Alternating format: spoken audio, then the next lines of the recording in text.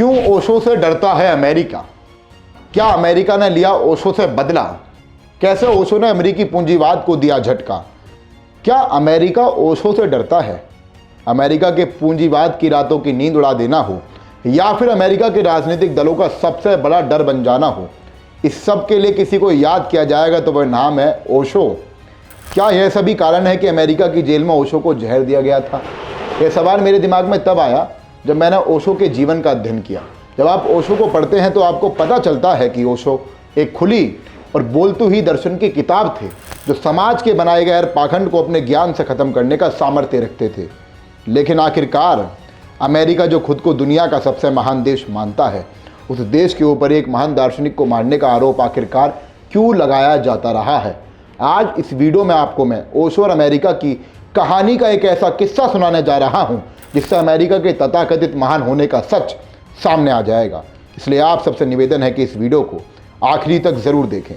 नमस्कार, आपका स्वागत है आपके अपने सनातन धर्म और राष्ट्रवाद से जुड़े चैनल द कर्मा पर, और मैं हूं सनी राठी।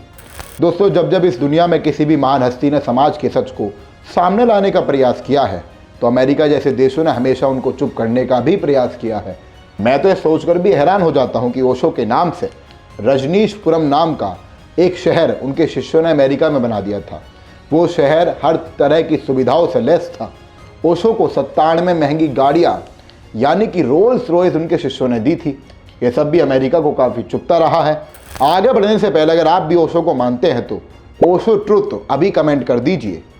दोस्तों, ओशो ने खुलकर हर पाखंड का विरोध किया है, चाहे फिर वो धार्मिक आडंबरों का विरोध करना हो या फिर राजनीतिक जुल्मों का। आपकी जानकारी के लिए मैं बता देता हूं कि ओशो ने कभी भी किसी एक धर्म का प्रचार नहीं किया था, बल्कि उन्होंने भारतीय सभ्यता और दर्शन शास्त्र का प्रचार किया है, वो भी पूरी दुनिया में। इसी सबसे अमेरिका डरा हुआ है। आज तक अमेरिका ओशो की शिक्षाओं से डरता है, क्योंकि भारतीय दर्शन शास्त्र को अगर कोई पढ़ता है तो वो निडर हो जाता है। उसके भीतर सामाजिक आडंबरों का विरोध करने में कोई भी भय नहीं रहता है। उदाहरण के लिए देख लीजिए शंकराचार्य जी को, ओशो को, जिनके भीतर समाज का कोई भय नहीं था। वो खुलकर हर पाखंड के खिलाफ बोलते रहे थे। ओशो के इसी तर्कवादी और निडर स्वभाव के कारण ही अमेरिका उनसे डरता था। आप खुद सोचकर देखें कि भारत से आया एक दार्शनिक अमेरिका में ऐसी छाप छोड़ता है कि वहाँ हर दिन हजारों की तादाद में लोग ओशो के अनुयायी बन जाते हैं। और जब वो अनुयायी बन जाते थे तो वो भी ओशो की ही तरह तर्कवादी बनकर अमेरिका की सरकारों से कुछ सवाल करते थे कि आखिरकार अमेरिका को कंट्री ऑफ लिबर्टी क्यों कहा जाता है। यहाँ अगर कोई सच बोलता है तो वह जेल के भीतर जाएगा, तो किस बात की स्वतंत्रता और किस बात की लिबर्टी? इस देश पर शासन करने वाले ही बाहर के लोग हैं। अमेरिका के मूल निवासी रेड अमेरिकन के साथ शोषण इन ईसाइयों ने ही किया था। आज की तारीख में स्वतंत्रता की बात करते हैं, पर क्या ओशो के सारे तर्क बेबुनियादी थे? मुझको तो बिल्कुल भी नहीं लगता है, क्योंकि ओशो ने अगर अमेरिका के इतिहास की बात कही, उन्होंने रेड अमेरिकन का मुद्दा उठाया, इसमें कुछ भी गलत नहीं है, बल्कि ओशो ने सच पर से पर्दा ही उठाया है।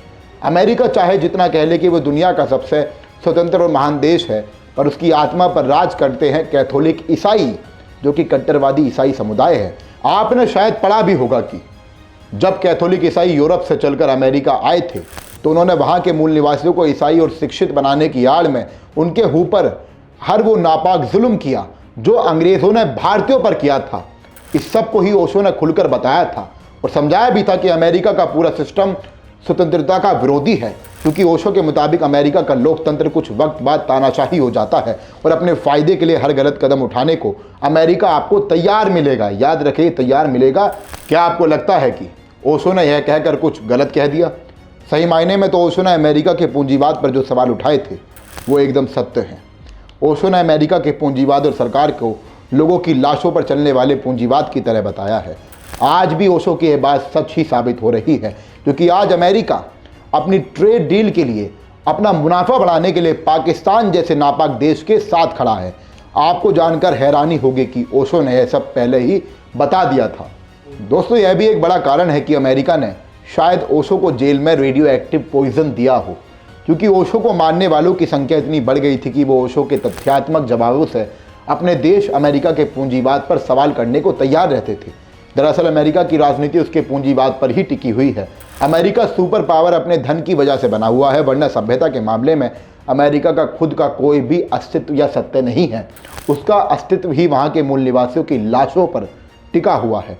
वरना अगर ओशो के इन सवालों से अगर अमेरिका नहीं डरा होता तो वो ब्रिटेन के साथ मिलकर ओशो को आखिरकार 21 देशों में बैन क्यों ही कराता। अमेरिका ने ओशो पर धोखाधड़ी के आरोप लगाए, कानून को तोड़कर ओशो की गिरफ्तारी की गई और ओशो को अमेरिका से भारत छोड़ दिया गया। अमेरिका से आने के बाद 19 जनवरी साल 1990 में ओशो की मौत को आज भी एक रहस्य के रूप में देखा जाता है, जिसमें एक दावा यह किया जाता रहा है कि ओशो को अमेरिकन जेल में रेडियो एक्टिव पॉइजन दिया गया। हमने इसी दावे के पीछे छिपे सच को आपको बता दिया है।